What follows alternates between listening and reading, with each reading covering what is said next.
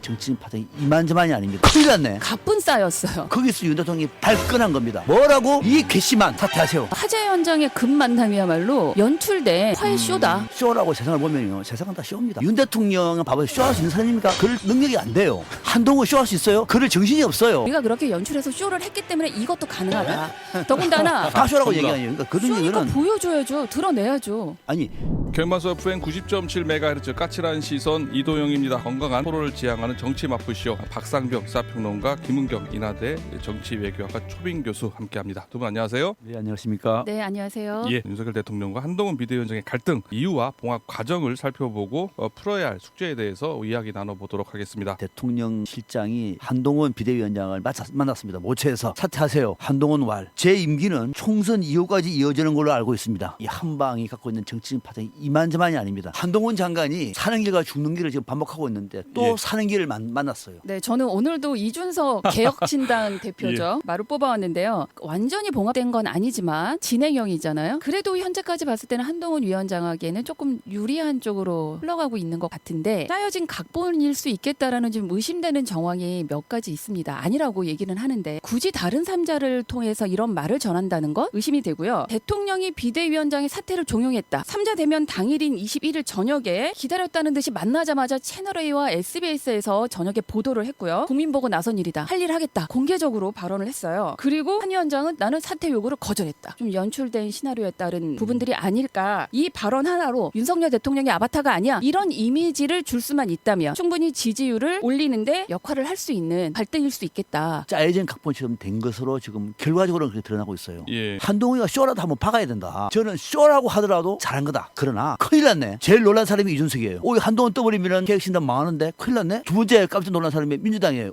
한동훈 떠면은 정권 심판은 어떡하지? 짜고치는 거야 저거. 그럴 만큼 국민의힘에 상당한 공력이 될 수 있는 단초가 마련됐다. 당무에 개입한다라고 하는 비판은 어쩔 수 없다고 하더라도 초과를 극대화시킬 수 있는 방법을 택해야 돼요. 비공개 만나면 끝까지 비공개 가느냐? 비공개 안 가요. 이재명 대표가 누구 비공개 만나보세요. 금방 나와요. 쇼라고 치면 예. 갈등 관계를 계속 만들어낼 필요 없어요. 한동훈 비대위원장이 폴더 인사였어요. 90도 인사였습니다. 쇼인데 왜 그렇게 합니까? 서로가 좀 스무스무하게 하지.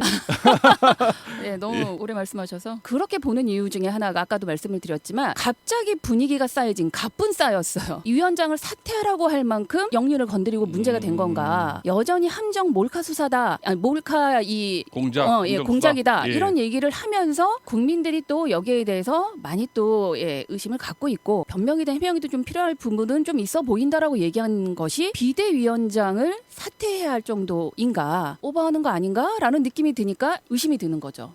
예. 근데 그런 연출을 너무 대통령 입장에서 마이너스 아니에요? 그렇게 한다는 게? 대통령이 마이너스가 돼야 총선에서 이기죠. 한동훈 위원장을 띄우기 위해서 이렇게까지 한다. 팩트는 알 수가 없는 거죠. 현장이 없었기 때문에. 아주 고도의 정치 계획은요. 민주당이나 누구도 못 이겨요. 몰카라는 범죄를 저지른 사람에 대한 수사는 왜 이루어지지 않느냐. 목사라는 사람의 기자회견도 민주당이 주선했는데 선거 공약으로 악용하는 거 아니냐라는 비판도 나오고 있다고 보여지는데요. 어떻게 생각하고 계십니까? 이런 주장에 대해서? 확실한 팩트는 김건희 여사가 명품백을 수수했다는 거잖아요. 대통령이든 김건희 여사든 국민의힘 당이든 해명이든 사과든 해야 되는 상황은 맞는 것 같습니다. 뇌물이 아니라 선물이다. 국가의 보전 가치가 있어서 기록원으로 보내졌다는 것도 너무 웃긴 변명이고요. 국민들이 전혀 납득하지도 못하고 이걸 해명이라고 받아들일 수도 없습니다. 입을 다물고 있을 문제는 아니라고 생각합니다. 최재형 목사가 그냥 모르는 사람이 들어간 것이 아니라 김건희 여사 아버지와의 관계가 있었다고 하지 않습니까? 예. 몰카를 가지고 가가지고 부도덕한 문제를 짓기 위해서 가져갔다라는 취지 자체는 좀 그러면 안 되는 거죠, 그죠? 예. 인간적으로도 안 되는 거지만 그러나 가방을 받았어요. 사과할 문제죠. 사과할 문제고 그 사과하고 나면 간단한 문제를 예. 그걸 안 하려고 하다 보니까 윤 대통령이 담화라든지 토론을 할 것 같아요. 그런 기사가 좀 나온 것 같더라고요. 오늘 얘기할 보니까. 겁니다. 하는 것이 국민의 눈높이 맞는 것이고 국민이 옳은 겁니다. 지금 이거는 법률이 문제가 아니라 정책의 문제이기 때문에 저는 사과를 해야 된다는 얘기고 그래서 한동훈 장관도 정치적인 문제와 관련해서는 김경률 비대위원회 얘기에 공감을 했어요. 거기서 윤 대통령이 발끈한 겁니다. 뭐라고? 예. 또 디올백 얘기야 네가? 이 얘기란 말입니다. 거기다가 예. 그 사람을 마포울에 공천도 시키네. 이 괘씸한 사퇴하세요. 이렇게 나온 거예요. 발끈한 거예요. 김경률 비대위원이 김건희 여사를 비판하는 수준을 넘어서서 프랑스 혁명에 마리 앙뚜아네트를 이겼어요. 프랑스 혁명의 단초가 됐다고 얘기를 하고 호황된 사치, 음란 등의 저속한 행태 이걸로 죽었다는 얘기를 했어요. 김건희 여사를 그렇게 비교했어요. 김건희 여사를 지지하든 반대하든 간에 너무 세게 나간 겁니다. 여당에 들어간 입당한 사람이 그렇게 얘기한다는 것 자체는 저는 야당이라도 그렇게 말하면 안 돼요. 거기다가 한동훈 비대위원장이 공천이 아니라 사퇴를 하네. 바로 얼마 전에 본인이 칭찬했던 시스템 공천을 스스로 망쳐버렸어요. 대통령이 분노할 일이죠, 이거는. 대통령도 그런 소통을 강하게 전달한 거예요. 위원장이 결과적으로 만들어지면서 야당에서 원하는 드라마를 안 가요. 그러다 보니까 이게 정치 기획이니 약속 대리인이니 짜고 치는 고스톱이니 하는 건데 한동훈 비대위원장한테는 새로운 기회가 온 겁니다. 김경률 비대위원의 발언이라든지 그런 행태에 대해서는 어떻게 보세요? 공천만 하면 당선되는 지역이 아니잖아요. 원희룡 전 장관도 소위 개항을이라는 험지에 예. 공천한다라고 이 인천시당에 와서 공언을 했어요. 그 다음날 김경률 이 비대위원도 마포를 공천하겠다는 발언이 나왔거든요. 예. 왜 원희룡 전 장관의 이 공천은 사천이 아닙니까? 그러면 둘 다 험지고 열심히 싸워보겠다라는 의지로 보내는 예. 좋아서 가야 되는 자리가 아니라 서로 안 가는 자리에 김경률과 원희룡을 보내는 거잖아요. 저는 이거에 분노했다는 것도 좀 이해가 안 됩니다. 이걸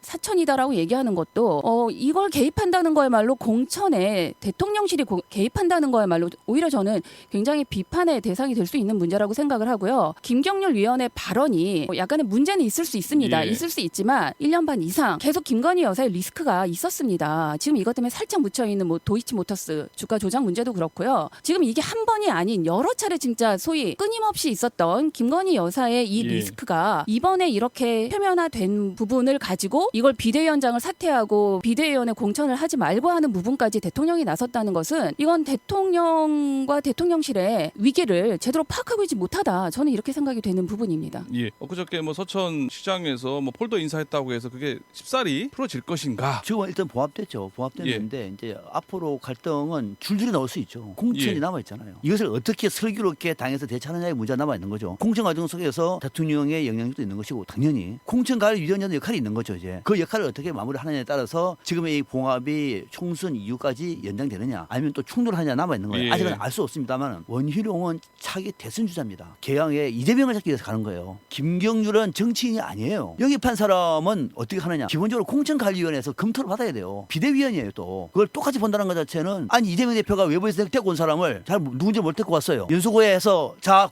공천합니다.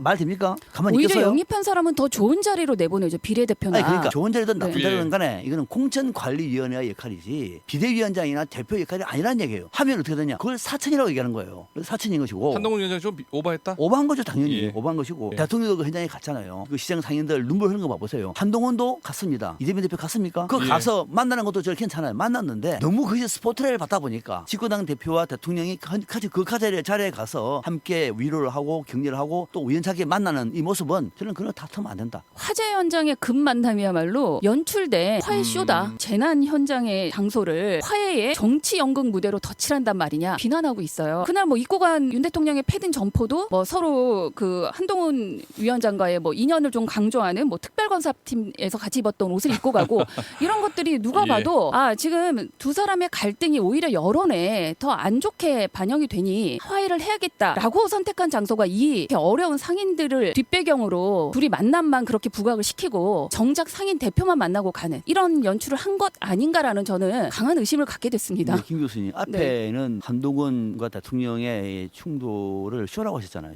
쇼를 하는데 윤 대통령이 그런 찬발을 왜 갈 필요가 뭐 있어요? 쇼인데. 쇼니까 더 쇼다워야죠.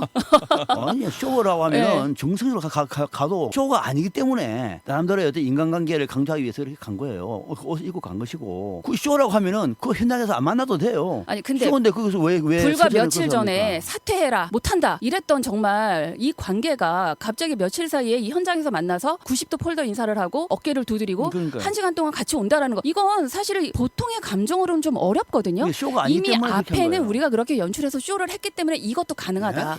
더군다나 한동훈 위원장이 훨씬 더 이제 이렇게 숙이는 모습을 보였잖아요. 예. 자기가 좀 얻었고 승자로서의 어떤 여유를 보여준 것인지 한때 이재명 대표의 그 정지 테러 가지고 병원에 입원하고 날짜고 한 것도 쇼라고 얘기를 하고 그러는데 쇼라고 세상을 보면요 세상은 다 쇼입니다. 현실이 너무도 엄중하기 때문에 굳이 그 현장에서 만날 필요 없어요. 예. 쇼인데 뭐하러 둘이 만납니까? 참만 뭐하러 입고 가요? 폴리에서 뭐하러 해요? 쇼인데 답이 나와 있는데 오히려 더 안 만나는 거지. 그게 다 쇼라는 거 아니에요? 그거 다 쇼라고 전부 다. 얘기 아니에요. 그러니까 그런 쇼니까 얘기는 보여줘야죠. 드러내야죠. 아니 쇼는 이미 보여주고 있는 거예요. 굳이 안 보여줘도 이미 다 카메라 다 간다고요. 쇼니까 오세요가 아니라 이재명 이재명 대표도 갔다. 이재명 대표도 쇼하기 위해 갔을 수도 있어요. 한동훈하고 의원이 만나는 거 쇼라도 가시라는 얘기예요. 원래 정치인들 뭐 그런데 가는 게 다 그럼요. 쇼라고 국민들이 맨날 그럼요. 비판하잖아요. 그리고 가고 난 다음에 그것이 쇼로 끝나지 않도록 진짜 상인들을 만나서. 근데 윤 대통령이 실수한 거는 2층에 올라왔어야 되는 거예요. 그건 잘못한 거예요. 아니 윤 대통령은 봐봐요. 쇼할 수 있는 사람입니까? 그럴 능력이 안 돼요. 한동훈 쇼할 수 있어요? 그럴 정신이 없어요. 김옥기 교수님하고 쇼라고 얘기하는데 쇼라도 잘했다. 총선 끝나면서 또 돌변할 수도 있어요. 총선 예. 때는 어차피 윤 대통령이 비대위원장을 끌어내리지 못해요. 그 얘기는 약간 쇼 같다는 느낌으로 들리는데요. 어떤 게요? 쇼 지금 하는 게 쇼라고 공감하는 것처럼 들리는데요. 제가요? 아니 무슨 말씀을. 윤 대통령도 명품백에 대해서 사과하는 것이 맞습니다. 정답이기 때문에 그런 정답을